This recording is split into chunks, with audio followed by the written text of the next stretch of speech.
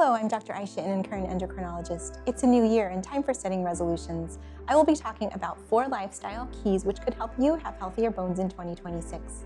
These are nutrition, exercise, sleep, and sunlight. But first, I'd like to talk about bone physiology. Bone health is important because bones make the frame of our bodies. Peak bone mass is determined by maximal bone density as well as skeletal growth. We achieve 90% of our peak bone mass by age 18. After this mass is reached, it remains relatively stable between the ages of 20 and 50 years. Then bone mass starts to decline. People who have a higher peak bone mass in youth are better protected against low bone density and fractures later in life. So peak bone mass influences lifelong bone health.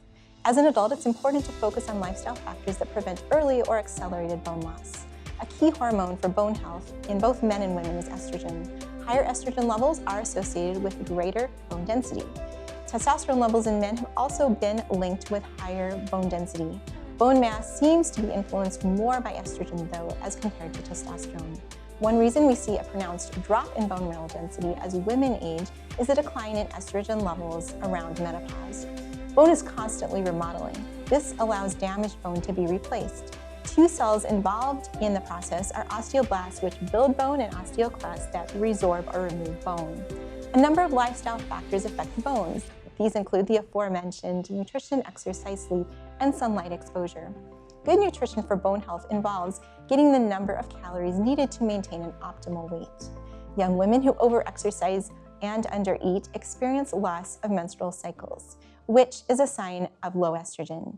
These lower estrogen levels lead to bone loss. Conversely, excess weight in the setting of obesity is associated with increased fractures. While obesity may not be associated with lower bone density, bone quality is reduced.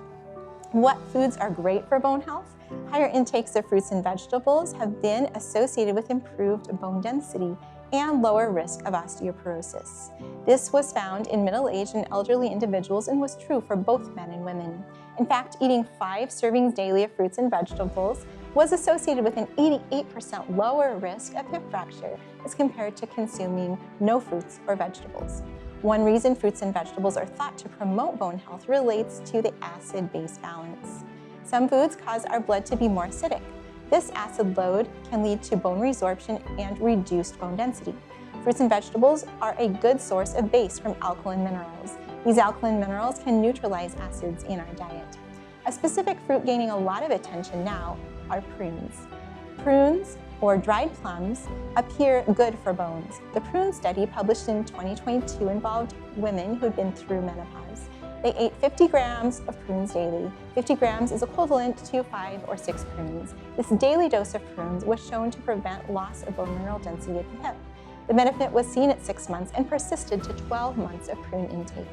In another study, 50 grams of prunes daily, which again would be the 5 to 6 prunes a day, also showed reduced overall loss of bone mineral density in postmenopausal women. Why are prunes so helpful? Their phenolic compounds may reduce inflammatory signals, which promote bone loss. Prunes are also a good source of alkaline potassium. Some plant foods contain estrogen-like substances called phytoestrogens. Isoflavones are a type of phytoestrogen, and isoflavones can be found in soy foods. In a study of 454 healthy Chinese women who had recently gone through menopause, greater soy consumption correlated with greater bone mineral density. Specifically, women who consumed more soy protein had higher bone mineral density at the hip and greater total body bone mineral content. In a larger study of 24,000 postmenopausal women, higher soy protein intake was associated with reduced fracture risk. Soy could be one food to add to a diet to help preserve bone mass and reduce fracture risk. This may be especially beneficial for women after menopause. Exercise or physical activity is the second key to promote bone health. According to the World Health Organization, physical activity includes any bodily movement produced by muscles that requires us to spend energy. Physical activity is helpful because it increases the activity of osteoblasts that build bone and decreases the activity of osteoclasts, which resorb bone. Physical activity is foundational to bone health. Physical activity contrasts with sedentary behavior, which involves sitting, reclining, or lying. Common sedentary behaviors can include prolonged television watching, computer use, and passive transportation. In children, long-term interventions demonstrate that daily school physical activity through puberty is associated with higher bone mineral content, bone density, and greater bone size compared to school physical activity 1 to 2 times per week. So daily scheduled physical activity is important while bones are growing. In the realm of physical activity, weight-bearing exercises are especially helpful. Weight-bearing exercises are activities in which you move against gravity, supporting your own weight. Some weight-bearing exercises are walking, running, and hiking. For example, in postmenopausal women, walking at least 4 hours per week was linked with a 41% lower risk of hip fracture compared to walking less than an hour per week. It's also been estimated that substituting just 30 minutes of sedentary time daily with light activity is associated with a 12% lower odds of having osteoporosis, particularly at the spine. And this was seen in women over 50 years of age. Another category of exercise with bone-building effects is resistance training. Resistance activities include functional movements like pushing, pulling, squatting, and lunges. Of course, weightlifting counts as resistance training too. Resistance training should be done at least 2 times per week. In a 2020 report on postmenopausal women, low, moderate, and high-intensity strength training were all beneficial for bone mineral density. And a 2025 meta-analysis showed combined resistance and aerobic exercises brought the greatest gains. Sleep seems to be important for good bone health, so I'll talk about that as the third lifestyle key. Long-term night shift work, that is 20 or more years of night shift work in nurses, has been associated with a 37% higher risk of wrist and hip fractures as compared to nurses who didn't work night shift. Why do night shift workers experience more fractures? We don't have an exact answer. We do know, however, that bone turnover markers have a diurnal variation. These signals involved in bone remodeling increase overnight, peak in the early morning hours, and decrease across the day. That's the normal pattern.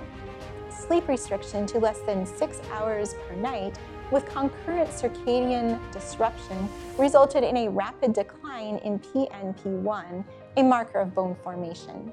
And the level of this marker remained reduced with ongoing exposure to sleep restriction and altered sleep schedules. These are preliminary findings, but they suggest it may be important to get adequate sleep at night for good bone health. The fourth lifestyle key to bone health is sunlight exposure. Few foods naturally contain vitamin D, but vitamin D is made in the human body. Thus, vitamin D is not really a vitamin, but a hormone. In the skin, pre-vitamin D3 is converted to vitamin D3 by ultraviolet rays from the sun. Vitamin D3 is then hydroxylated in the liver to 25-hydroxyvitamin D. This is the primary circulating form of vitamin D. 25-hydroxyvitamin D gets hydroxylated again in the liver to form 1,25-dihydroxyvitamin D, or calcitriol. This is the active form. Calcitriol then works in the intestines to promote the absorption of calcium. Scientific studies have shown sunlight exposure impacts bone health. Sunlight exposure in children with disability correlated with an increase in blood levels of vitamin D and increases in bone mineral density. These findings came from a study of children who were exposed to more sunlight for 12 months and were assessed every 3 months. In adults, longer duration of sunlight exposure was associated with a lower risk of osteoporosis. And in another study, adults were asked how much time they spent outdoors in the sunlight, and options ranged from 31 minutes daily to 6 hours a day outdoors. Sunlight exposure was associated with higher bone mineral density at the spine and reduced risks of being diagnosed with osteopenia or osteoporosis. I know some of these lifestyle medicines may seem difficult to get. The Bible does say, though, with God, all things are possible. That is an encouraging promise to me when I think about lifestyle change. In this new year, I hope we can work on bone optimization through food, fitness, sleep, and sunlight. And may God help us in these endeavors.